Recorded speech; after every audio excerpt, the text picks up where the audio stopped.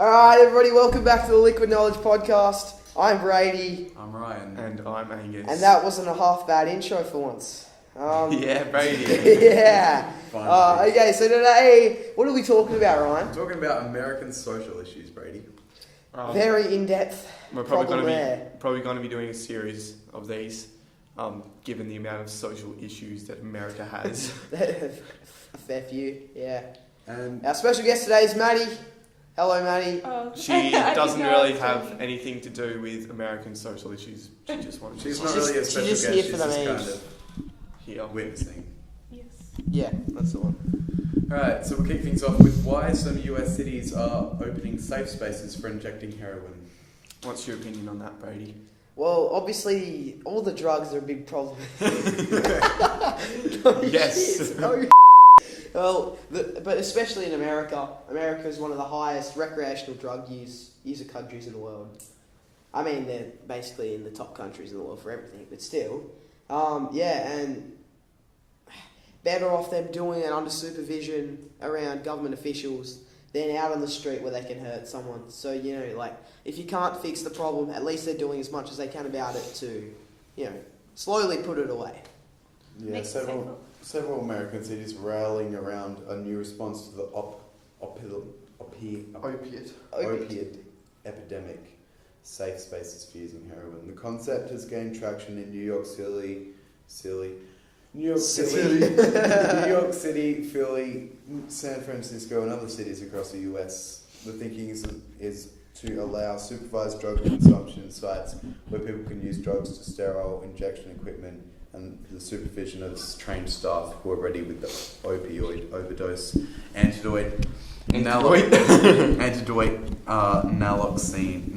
if anything goes wrong. I don't like it. I just think it's encouraging the progression of America's opium epidemic.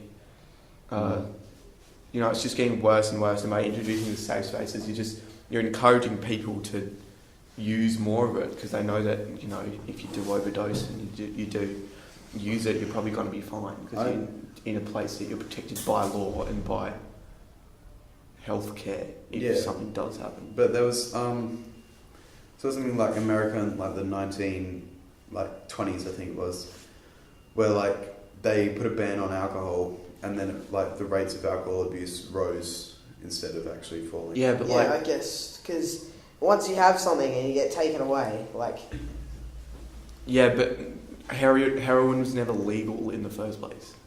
Yeah, well, I guess. So but still, I do think that this is a step in the right direction. I feel like it's progress. I'm all for recreational drug legalization. The legalization of marijuana, I think, is a big thing, both medically and recreationally. But heroin is not a good thing. It has no medical benefit. It's a dangerous recreational drug. That's very true. It's so much easier to overdose on heroin than marijuana. I mean, the money that's being put forward for these safe houses would be better used in, rehabilitation. Yeah, I agree. So the Justice Department warned that now that that's out the way, that the facilities would violate federal law, and the Justice Department claimed in a statement it is a crime not only to use narcotics but to manage and maintain sites on which such drugs are used and distributed. I agree. That is true. Yeah. You're encouraging the business of making heroin. Yeah. Like I said before, it's just encouraging people to use heroin when they're not in a space where they know they're protected by law, and they're going to be fine should they overdose. Short story. Right idea, wrong use of resources. Yeah, really. I agree. Like Brady said, I think the money would be a lot better spent going towards things like heroin rehabilitation. Yeah, but what if this was a form of rehabilitation? Well, but it's not. It's encouraging people to use drugs. Yeah, I'm just reading this. Maddy, do you have a special opinion on this subject? I'm very uneducated on the subject, so I'm just going to sit here. Okay. We have another Riley on our show today, guys. My name is Riley, and we'll get him on next time. I'm one where I know something. She just came here to witness. In terms of rehabilitation, it advocates harm reduction and supervised consumption sites are what? That's what their focus is. Supervised consumption is still consumption, though. Yeah. Like, you can't change the fact. Yeah, but it's not like. Yeah, but it's now safe, and it's now like able for them to be controlled. How is it rather safe? than because it just The said. drugs still take over your body. Yeah, it's safe, like, from the... I mean, it's safer than taking it on the streets, absolutely. Yeah. It's safer than But it's innocent still, yeah, people like you getting said, hurt. it's still but not you're still completely taking safe. it. You're still quite likely to assault, or if it does go bad, if you do overdose, you're still very likely to assault and do the same thing that you would be doing on the street to other people who are recreationally taking it in that room. And then, who knows, can break out. Well, how do you know they're all doing it in one room? I don't know. That's what it is. That's basically Oh, what it is. sorry. It's basic This is what happens it's when basic psychology. Like, if you encourage a bad habit, people are gonna keep doing it, Mm-hmm. even when they don't want to continue with the bad habit. Like, Yeah, but it's not that the public and society should embrace or enable drug use, but the strategy should be taken to people who use drugs seriously and to listen to why they're doing it and try to minimise the harms of what they're doing as much as possible. So you were saying that you're for this idea?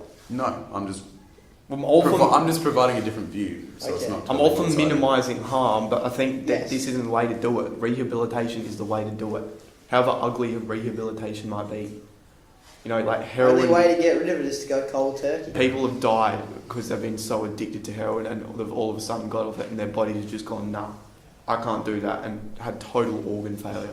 Yeah. And I don't know, I have like an opinion, but Yeah, go on. wouldn't it also encourage people that have never had heroin before to like give it a try? Yeah, exactly. Well, you guys know mine. You guys know my view. You guys know Brady's view. I don't know about Ryan. Yeah, I'm not for it, but I'm just providing a different view, so it's not totally one-sided. Yeah. Mhm. And the argument that other people are putting forward is that by meeting people where they are, governments and providers can mitigate some of the harms until someone is ready to stop using and potentially save lives in the process. Instead of being at risk of something like transmitting HIV or hepatitis C Yeah. through reused syringes, maybe a program can give them supply of sterile needles that they don't need to reuse. Yeah, also like in the safe spaces, I think they've got things that are like every time they go in, they have to fill out like a form or a questionnaire or something, and like they recommend like rehabilitation and they Yeah. talk about people to rehabilitation. So that's obviously a good thing. The providers lay groundwork for treatment, so in case people decide that they're ready for it or Yeah. not ready for it. Do you have a personal view on this, Maddy? I don't know, I guess I'm kind of against it. I just think, like what Angus said, it encourages people a bit too much, you know, and people that might just be trying their hardest to get off it, and then suddenly they hear about these safe spaces and it's like, oh, Great, I can do it Great. safely now. yeah. Yeah. And people that have never tried it before, they might be curious, and thinking, oh, well, these are safe spaces, you know, I can start trying heroin, and then they get addicted. I think it's just going to like increase. Yeah. Angus, you mentioned weed earlier and the legalisation of it. Yeah, well, marijuana is sort of a completely different story. I'm all It for has medical benefits. Yeah, both medically and recreationally. I think it's my opinion that recreational cannabis is a better alternative than alcohol. It's you know, it's cleaner. It's more. I completely believe that if anything, it should be tobacco and cigarettes that are illegal instead of marijuana. Yeah, exactly. Because you see, I'm not sure the exact number, but I know that there are way more carcinogens in tobacco and cigarettes. Way more, like you're way more likely to pick up cancer from smoking. And whereas marijuana has a very small fraction of the carcinogens Yeah. that. Even while you're smoking it, Yeah. it has way less. And you know, if you're doing it like privately in your own, like, doesn't even have to be a safe space, like privately to yourself with no one else around who can like take in the secondhand smoke if they don't want to experience it, then I think it's perfectly fine. Yeah. Yeah, it's only prohibited in 3 states in America. The rest is just legalised in the medical use store. Yeah, that's interesting because it was like Completely illegal. a couple of years ago, it was only legal in 3 states in America. Yeah. So, like the whole world has taken a big step forward, in my opinion. Thailand is legalising marijuana at the start of the new year, or at least that has been their Put forward anyway. yeah, what they've been discussing. Canada's just recently legalised marijuana throughout the whole. It was throughout the whole country. It was national legislation. In a state like Alaska, cultivation is even legal. Yeah. With 12 plants in a household, but that's not for commercial use. Whereas in Australia, I'm not sure how close we are. Yeah, no. I think we're pretty far away though. Yeah. Like there's been some like small talk of it. I think New South Wales have legislation that allows small amounts of medicinal cannabis, Yeah, but I've there's seen that. a whole massive process that you need to go through. And unfortunately, there's the many kids who have like leukemia and other issues. Epilepsy.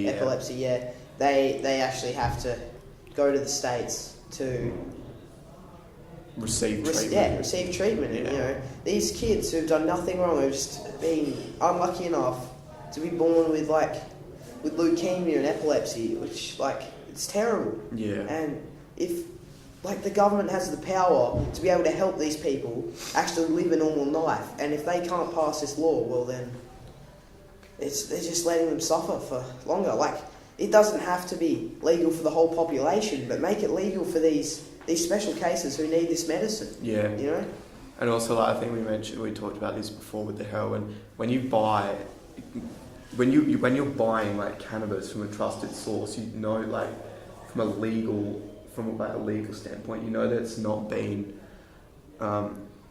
you know, tampered with or had anything added to it. You know that it's what you want, and you know that it's pure, and you know that what's in it is what's in it. You see what you get.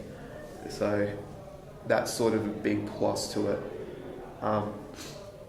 But also there's like the THC and the CBD components. You know how like the CBD gives like a more relaxing. And THC like releases a thing that makes you feel high. Yeah, it's like a psychoactive compound. And I saw something. It was like CBD will be the new sort of alcohol. Like people will sit down like on a Sunday over. People will sit down with like a CBD joint or like CBD edibles to like just chill out, like because there's no psychoactive anything in it, and it'll just be like having a beer but better for you and more natural. So yeah. Yeah, and the THC is like the only thing that like really stimulates the body, makes you feel high. Yeah. That's like, and they can actually manage the amounts of THC in the marijuana. Couple of interesting topics we discussed here today on Liquid Knowledge Podcast. Thank you, Maddy, for being our special guest today. If you guys our witness. If you guys did enjoy this episode, we'd appreciate any more subscribers, any more likes, and tell us your opinions down in the comments section below. Good show and a good outro. Let's go. Yeah. That's a good episode. Tell us in the comments whether you prefer sort of like deep and meaningful Whether you prefer tea podcasts or like just silly ones random where we funny talk. shit. Yeah, where we just talk about stuff. Yeah. That's episode 4 of the Liquid Knowledge Podcast. See you next time.